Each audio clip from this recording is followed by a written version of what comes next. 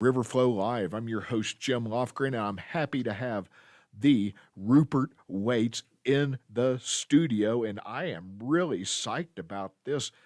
Where did I go?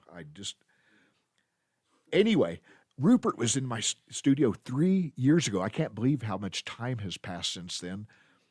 Rupert was born in London, attended Oxford University, and began full-time songwriting career in the late 90s after signing a publishing deal with Eaton Music in London, collaborated with top-tier performers before moving to Paris in 2001, where he formed his own quartet and began performing regularly. Since relocating to the United States in 2006, Waits has made his home between New York City and Colorado and has earned more than 50 songwriting performing awards. That's the best kind of bio just off your website like that, just to give them a taste of everything. But man, then you moved to Paris and then New York City. Isn't that quite a bit of culture shock? Yeah, somebody was asking me the other day, did I find culture shock when I came to America? Well, for a start, I'd been coming to America for many years, over the years, before I decided to move here. But I think the biggest change when you come to America from Europe, particularly from England, is the scale. Everything is just so much bigger here. You know, I mean, the mountains are bigger, the ocean's bigger, the plates of food are bigger. Everything is much bigger. I think that's the biggest Good or bad? I got the plates of food. I think English eyes, we are excited by the scale of the landscape. You know, I think that's one of the things that really impresses us when we first get to America, particularly in the West. The further west you go, the bigger it gets. So that was the biggest thing that I had to deal with. But you know, of course, American culture infiltrates Europe to a very high degree these days. I mean, you can get a McDonald's in Paris, which is shocking. Some years ago would have been shocking to the French. But so yeah, it's nice to be here, and it's nice to be here in Salida. You know, in retrospect, I can see the English influence coming over here, like the Beatles coming over here. Yeah, who were unknown in '64. I got to see that show, and it's like that changed my life. The Ed Sullivan show. The Ed Sullivan show. I have to let you into a secret here, Jim. It's not one that I usually share. That was the day that I was born. That very day. Did you watch it?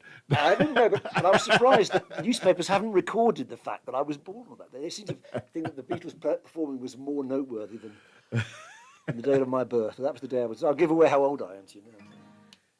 Anyway, it is a delight to have you back. It's on your website. It says his music is an eclectic blend of acoustic, melodic art folk infused with elements of jazz, vaudeville, and cabaret. Bit of everything. 12 albums.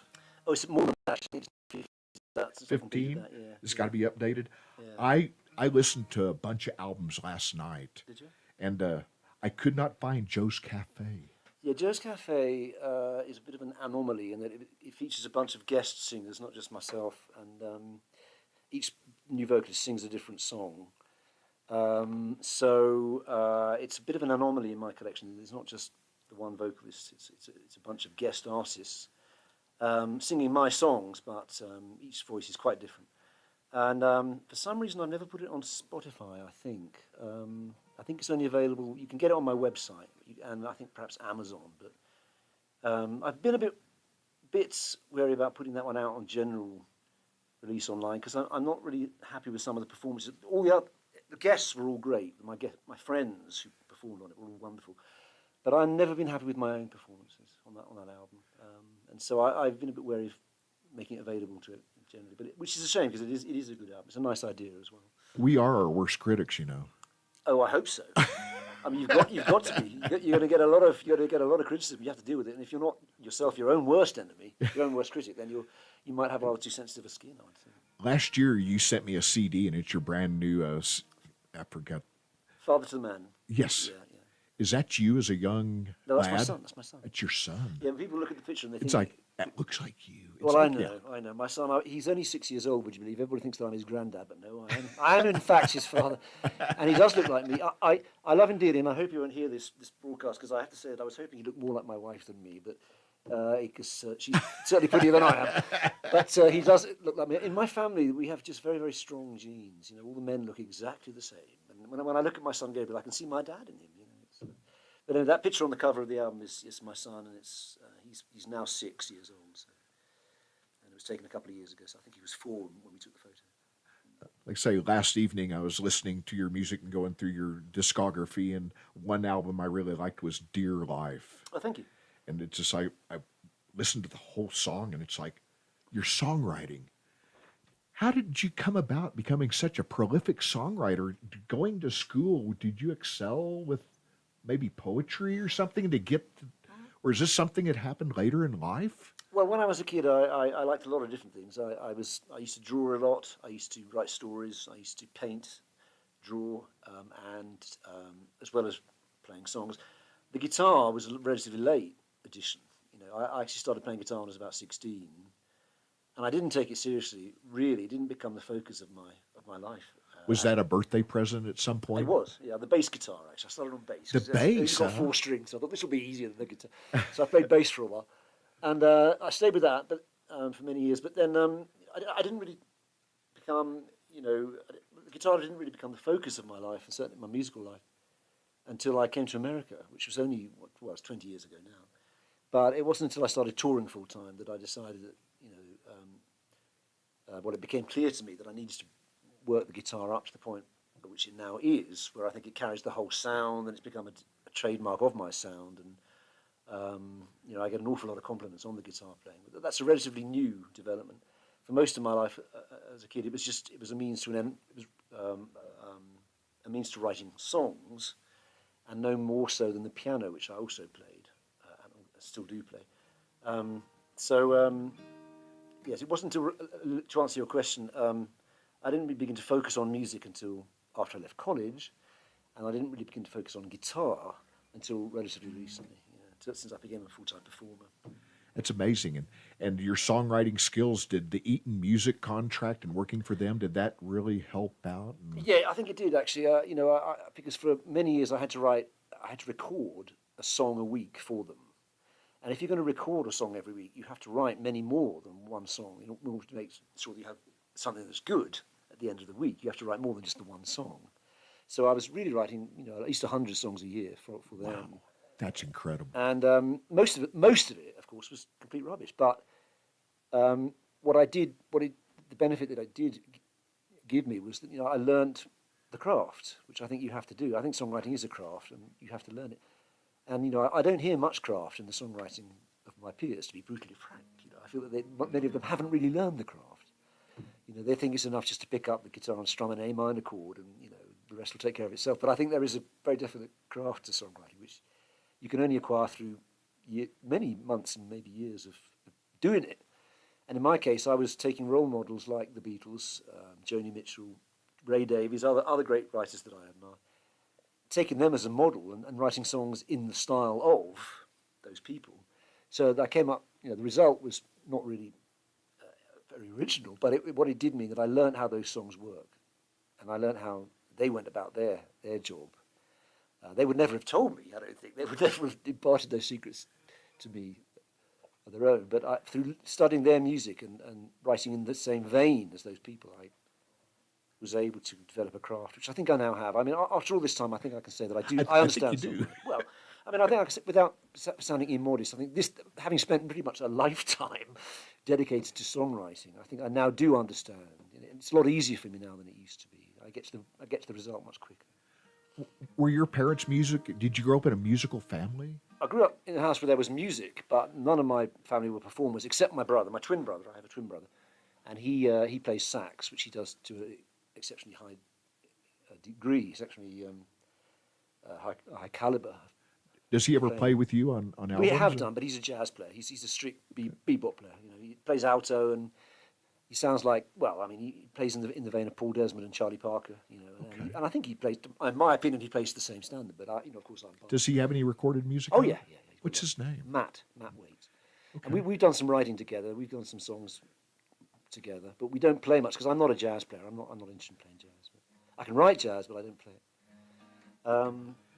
And starting playing guitar at 16, were you in any of those school bands, like what we call garage bands? I wish I had been, because I think that would have been a good apprenticeship for me. But no, I always just went the solo route, and I played with other people, but it's never consistent. We had a band. We had a band when I was in my 18, I suppose, and we used to play around London quite a bit. But do the sock hops and different things like that?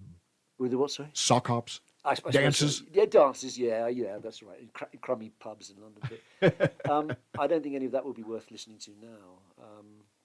I listen to when I read the life stories of people like Pete Townsend or Ray Davis or any of the others who came up in the 60s, that they found their voice a lot earlier than I did, a hell of a lot earlier. They were in their early 20s. They were already writing great stuff.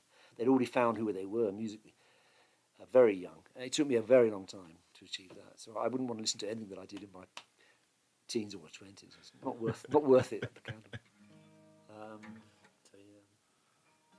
Well, should we give the listeners a song, Jim? I mean, Yeah, would you like to play one, or you want me to play something off? No, I thought I might play live. I mean, because just to prove that we can, that I'm not an A1, an AI robot. This is a song that I wrote here in Salida, actually, so I thought it might be nice to play for you. Really? It's about the mountains and the trees, and this is called "I'm Amazed by Your Love."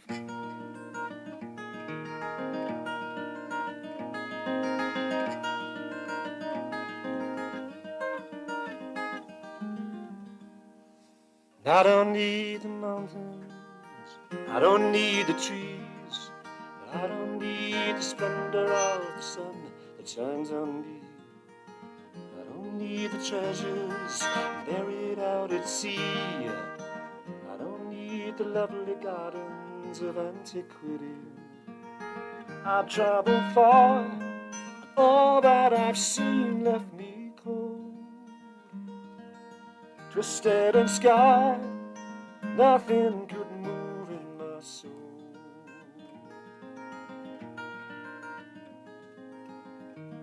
But I'm amazed by your love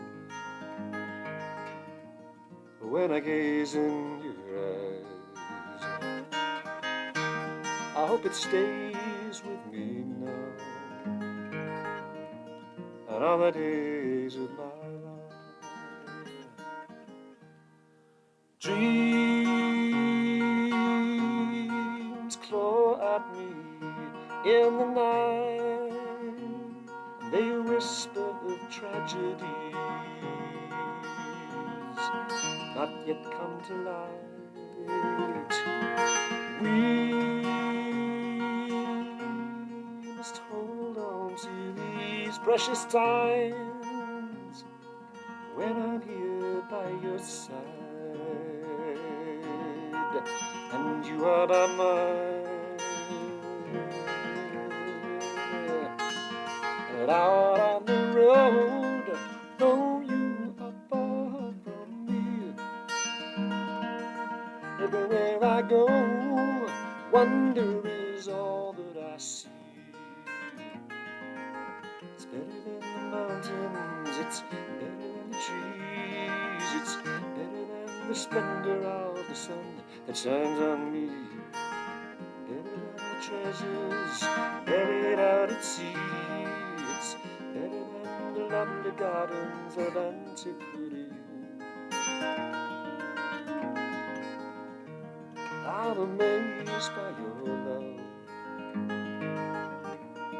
when I gaze in your eyes. I hope it stays with me now and all the days of my life. I'm amazed by your love when I gaze in your eyes. I hope it stays with me now and all the days of my life.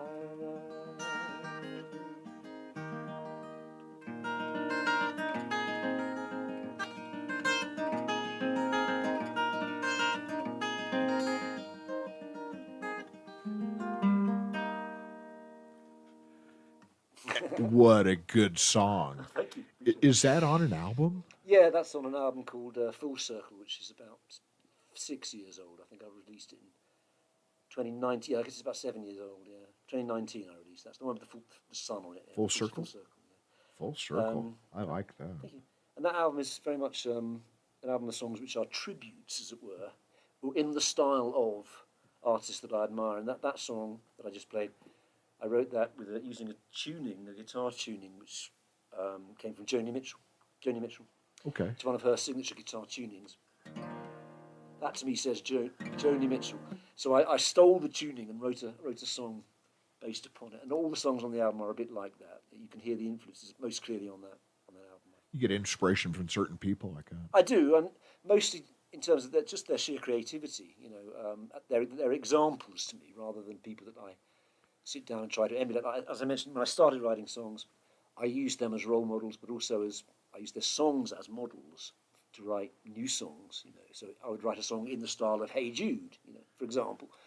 But now Paul McCartney, to name one of my influences, is just a role model, an example of great creativity, which I try to, which inspires me. But not in terms of specific songs that he's written. I don't use those as models to write anymore. I just use his example as a creative person to stimulate me to write my own. When you write a song like that, is there a tune that comes into your head, or are you coming up with a phrase or a lyric when you start to write a song and it builds from that? Or Well, if you have any luck, and it is very much largely a matter of luck, I think. If you have any luck, then a lyrical idea will occur to you at the same time as a musical idea, and then when that happens, the song just writes itself. But usually, you've got to wait for them to be united. You have to do a lot of um, matching, mixing and matching between the two. The song with the lyric, and the music with the lyric. And in my case, I believe that a song should be above all a good piece of music. And I know that sounds obvious, but I don't hear many songs that are good pieces of music. Amongst my repertoire, I do a lot of classical stuff, and I thought I might play some of that later as well. I play Bach, I play Mozart, Edward Elgar, flamenco, Vivaldi, and when you study that stuff, you begin to understand what good music entails and what it involves. And I don't hear many songs in my own particular field, which is folk or Americana, which are musically as good as that. And I don't see any reason why they shouldn't be. Frankly, I think that there's no reason why an Americana song should not be as interesting musically as a piece by Mozart. Why not? I mean, why shouldn't it? So I bear that in mind when I'm writing songs. I try to write a good piece of music. Also, I fail miserably, of course, to quite to the standard of Mozart. But I do at least make the attempt. And I think that's worthy. So anyway, I start with what I consider to be a nice piece of music, and then I'll look for a lyric usually, which is suggested by the music. It's usually that way around for me because I think songs ought above all to be good pieces of music, and they are sounds after all. Songs are sounds. They're not written texts. They're sounds. So I start with a good piece of music, and then I'll try to find the words. But as I say, if I'm lucky, the words will come with the music, but that very rarely happens. last night I was listening to some of your discography, and I really enjoyed the last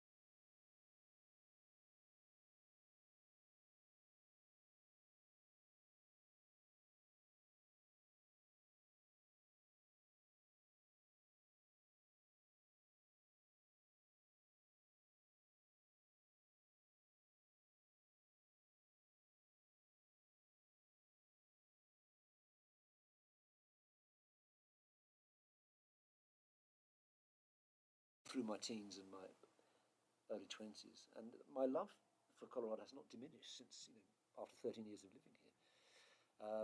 So that album Colorado Mornings was a celebration of that, all those feelings, and 2016 was the year I moved here from Oklahoma. That was the year that I recorded that. And it's like, man, it was life changing. And like you say, waking up in the porch, and having coffee on your porch and looking at this, it's like, I feel like I'm very fortunate to be able to live here I think so. and wake up into the mountains and the fresh air. And yeah. The only thing I would say about being Salida, for me, it has very